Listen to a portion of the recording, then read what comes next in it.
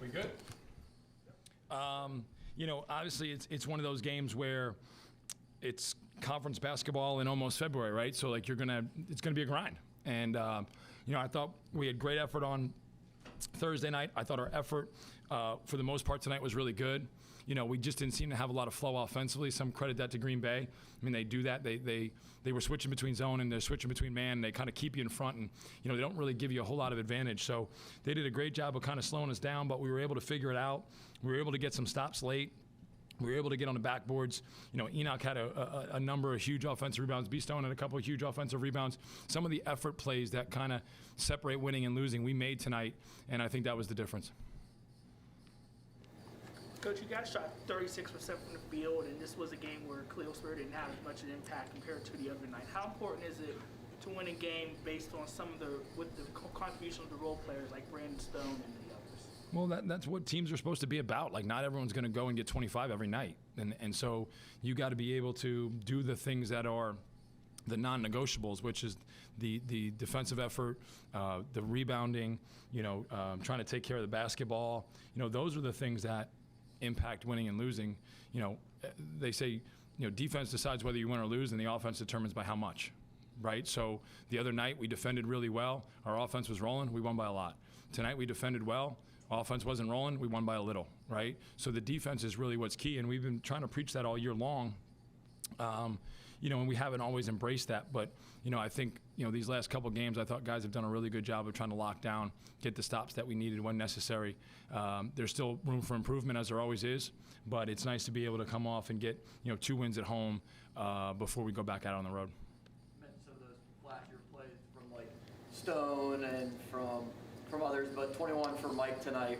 What was it like for him just to be able to step up and be the leading scorer with Tristan Menson and Khalil not having the same success? Yeah, they went under on the ball screens on him, and he was able to get his feet set and really step in and knock it down.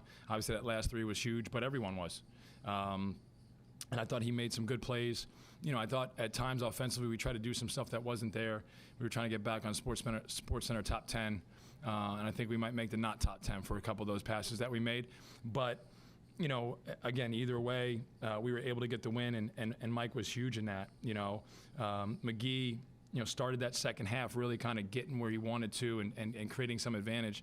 I thought Mike did a good job on him down the stretch. We were trying to keep the ball out of his hands a little bit, and I thought Mike did a really good job on that end as well. So, everybody contributed. Mike was the guy that made the shots tonight, and next time it might be somebody else. And again, that's how teams work. Cheeks with a double-double tonight. Can you speak about his effort, because he always seems to be bringing 110% every night? Yeah, huge. I think it's his third, maybe fourth double-double of the year. Definitely his third, maybe his fourth. In 38 minutes. Right, he played 38 minutes and 43 seconds, and we were trying to find some time to get him out. Obviously, Tristan had some foul trouble. Jerron had some foul trouble. So he had to take some long stretches, and he was so impactful. In all the minutes that he played. Emmanuel Ansong kicked our butts when we played them the first time. I think he had 23 points and 11 rebounds, and we really challenged Enoch to kind of keep him off the glass. He had 0 offensive rebounds in the game tonight, so he did his job on that end. And some of the rebounds that he had late, they really gave us life. They allowed us to get run that clock, exhale a little bit, and really create an advantage for us. And so I can't tell you how impactful those were. And I think we talked about it the other day. He can affect the game in so many ways with energy, with effort. Even that last play that they called the travel on, how he got to that ball, he never should have got to that ball. But because, he has some of those physical gifts and he has some of that toughness, he was able to get his hands on it. Obviously, he wasn't able to get his feet set. I'll contend that he might have got bumped as he grabbed the ball, but no one wanted to listen to me on that either. But his performance tonight was the part of the difference.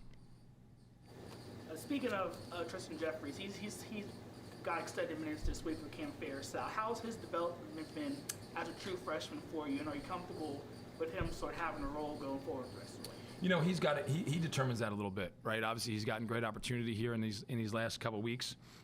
He's made some really good plays. There's certain things that he needs to clean up, and he's got to just stay engaged mentally. Like, that's the hardest thing for a lot of these guys as freshmen is, in a high school game, there's opportunities to catch your breath. When you're a freshman in a college game, you're trying to figure out if you're on foot or horseback. So you can't relax, you can't exhale, you can't stand straight up, and we'll go back and watch the tape. There was a couple times where the ball was thrown to him, and I'm not sure he was anticipating it was coming to him.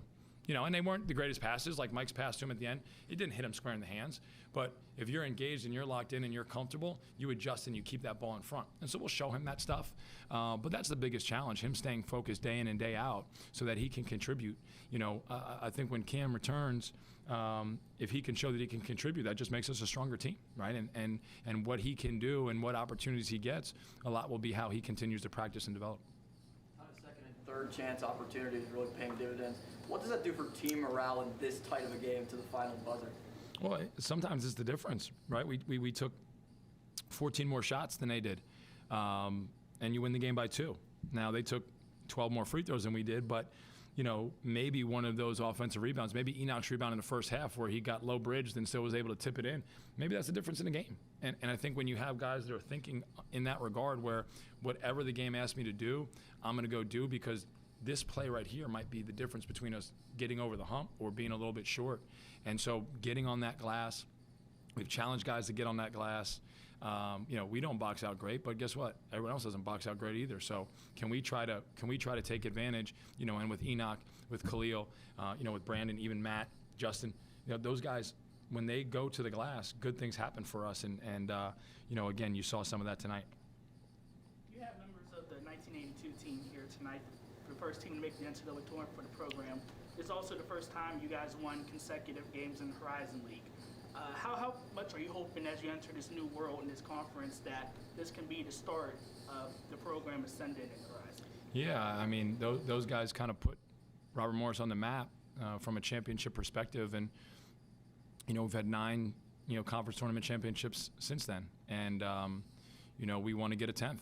And I'm going to go have a beer with those guys upstairs. And, I'm glad our guys were able to figure out a way to get a win for them. I thought the effort was where it needed to be. And I think those guys are, proud alums of Robert Morris University basketball. And I think the guys on the current team today, gave the appropriate effort that those guys deserve to witness. And we got work to do. But, I think in 1970, whatever, when they decided to go Division I, I'm not sure anybody anticipated 5-6 years later that they'd be in the NCAA tournament in back-to-back seasons. So the blueprint's there, and those guys have kind of charted the course, and we've come a long way since then. But, some of the things that made those guys champions is what we're trying to work on and improve every day. Thanks, Coach. All right? Thanks, Coach. Thanks, guys.